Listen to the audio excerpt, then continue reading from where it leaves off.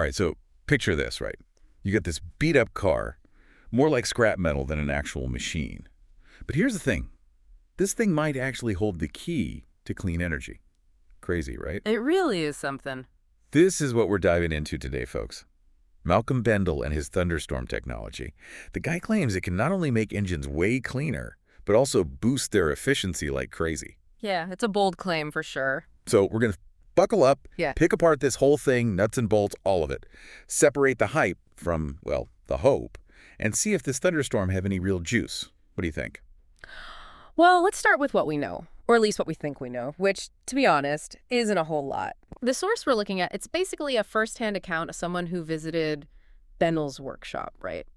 And they describe this whole process using what they call catalyzed water, along with the engine's own vacuum and pressure, to create these things called plasmoids. Plasmoids. Okay, hold on. That sounds a little, I don't know, Ghostbusters-ish, doesn't it? But I'm intrigued, I gotta admit.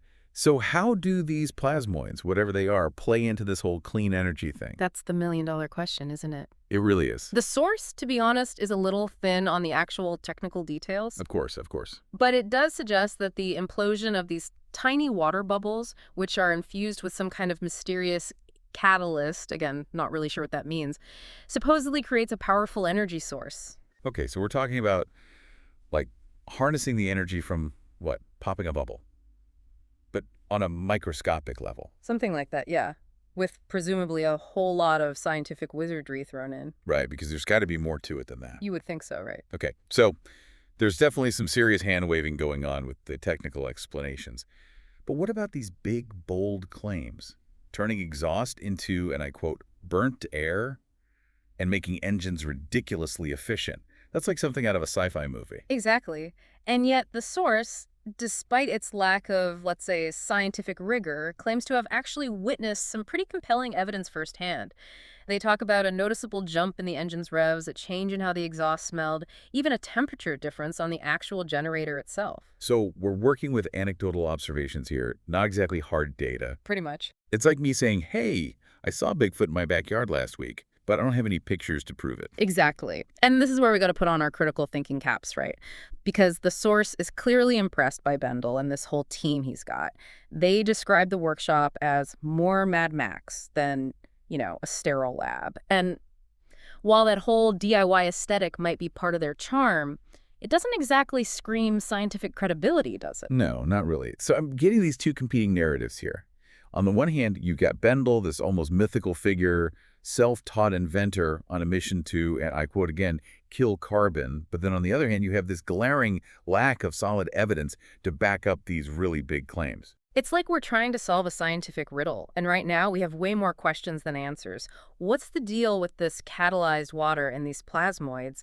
How much of this technology is based on established science versus Bendel's own, let's say, unique insights? Right, and the million-dollar question, if this thing is even half as effective as they say it is, why haven't we heard about it before? I mean, what's keeping it under wraps? Good question, right? Step one.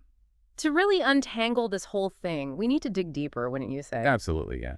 The source mentions precise geometry and resonance being super important to how this tech works, which sounds awfully vague, but it does hint at some sort of connection to, you know, established scientific ideas. Okay, so maybe there's more to this than we initially thought. It's like one of those magic eye posters. Gotta look beyond the surface to see what's really going on. And you know what's even wilder than magic eye posters? What's that? The source says this thunderstorm tech, it's not just for cars. We're talking about cleaning up those big, bad coal-fired power plants, maybe even powering spaceships. Spaceships, can you believe that? Yeah, that's quite a leap, isn't it? It really is. It's a classic case of, like, we've got this amazing tech, it'll solve all our problems. But even if we pretend for a second that Bendel's right about the whole engine efficiency and emissions thing, scaling that up to a power plant, that's a whole different beast. It really is. It's like saying, hey, I built a birdhouse in my backyard, so I can totally build a skyscraper now. I mean, sure, some of the ideas are the same, but the reality is way more complicated. Exactly. And that's where this whole lack of details in the source really gets to me. Without knowing how this thing actually works, like the nitty-gritty science of it all, how can we even say if those big dreams are possible? You can't really. It's like trying to bake a cake with just a list of ingredients and no instructions. You might end up with something, but it probably won't be a cake. So we're back to square one, needing more data, more solid science. Right now, it feels like we're building a house on a foundation of sand. Might look impressive from far away, but get a little closer and Yeah, it's not going to hold up. not at all. Yeah. And this is where you, dear listener, come in.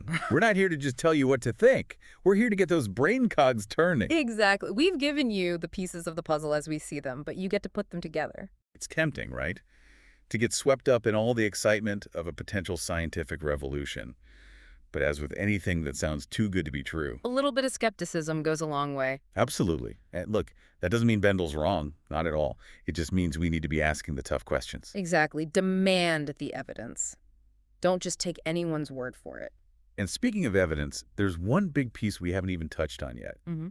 Has anyone else, anyone outside of Bendel's little group, actually tested this thunderstorm tech? Have they gotten the same results? That's what it all boils down to. The source we're looking at is basically one big glowing review, right?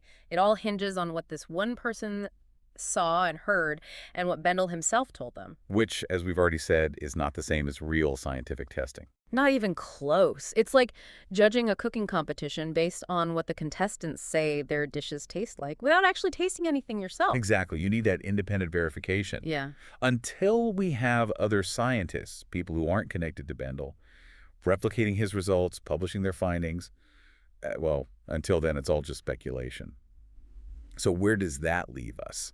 We've got all these claims, some interesting observations, but not a whole lot of concrete answers. What do you think? Are you buying what Bendel's selling? It's a tough one for sure. So here we are. We've got this thunderstorm tech. Sounds amazing on paper, right? Clean energy from, what? A glorified junk pile. But there are still so many questions, so much we just don't know. And that's where you come in, dear listener. We don't want you to just sit there and passively listen to us. We want you to think for yourselves. Exactly.